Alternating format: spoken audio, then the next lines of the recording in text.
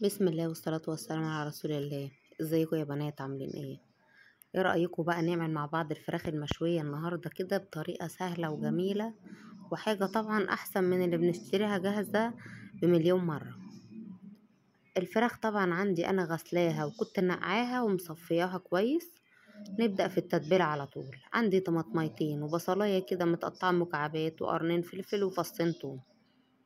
انزلي بيهم كده في الكبة. معلقة خل كبيرة، حط معاها كمان معلقة عسل اسمر كبيرة، ما تقلقيش مش هتغير الطعم ولا اي حاجة. وننزل بقى بالتوابل بتاعتنا. انا حطيت ملح وفلفل اسمر ونص معلقة جنزبيل، ومعاها كمان نص معلقة بهارات فراخ. اضربي بقى كل الكلام ده وحطي معاهم كمان فص ليمون. نعمي بقى الخلطة دي كويس، عايزاها ناعمة قوي علشان الطفل اللي فيها ما يبانش يتحرق مننا واحنا بنشوي على الفحم. حابة تصفي الكلام ده وتاخدي السوائل بتاعته بس هيبقى احسن، بس انا الصراحة يعني استسهلت وعملت بس نعمتها كويس وخلاص. الفراخ بقى زي ما انت شايفة كده انا مفتحاها بالسكينة من كل حتة، الصدر والوراك، ومديها كلها تشريحة زي ما انت شايفة كده. انزلي بقى عليها بالخلطة الجميلة دي وادعكي بقى الفراخ، اعملي لها مساج، دخلي في كل اللحم والمفاصل وكله مليها بالخلطة الجميلة بتاعتك دي. تتبل كويس معانا، تتركن في التلاجة بقى ساعتين 3، عايزة تبيتيها لتاني يوم. على فكرة ممكن تعملي الحكاية دي وتركنيها في الفريزر في الخلطة بتاعتها، وقت ما تحبي تطلعي تستعملي هتبقى متبلة جاهزة معاكي. بس تتركن بقى وبعدين تجهزي بقى الفحم بتاعك. حابة تسويها في الفرن طبعا على نار حامية خالص، تولعي فوق وتحت، بتاخد في الفرن حوالي ساعة، بس انا النهاردة حبيت اعملها على الفحم.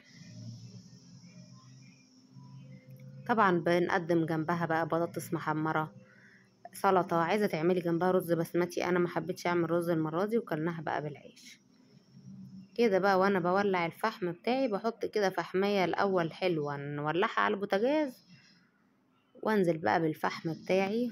طبعا مرحلة صعبة ورخمة وبنستكلفها، بس النهاردة انا حبيت اعمل على الفحم، يعني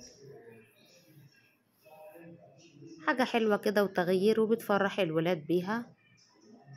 انا المرة دي بقى بدل ما كنت بتعب قلبي وهوي بهواية ولا بحاجة، حطيت المروحة ما كملتش 5 دقايق.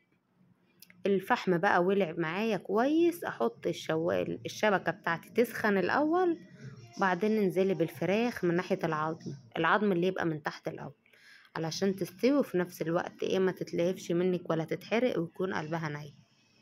طبعا الفحم يكون هادي كده، انا مش عايزة الفحم يبقى مطلع نار انه يحرق لك الفراخ.